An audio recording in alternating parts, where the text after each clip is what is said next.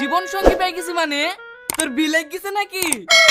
আরে না রে, সকালে আমি আর আবার তোকে ডাক্তার দেখাতে গেছিল না, সেখানে একটা মেয়ের কথা শুনে প্রেমে পড়ে গেছি।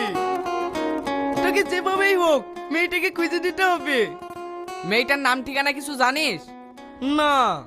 নাম ঠিকানা জানিস নি তো খুঁজবো কি করি?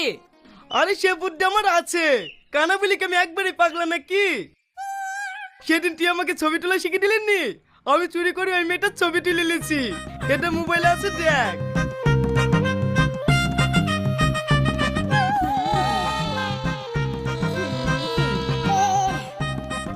তুই এই মেয়েটার প্রেমে পড়েছিস?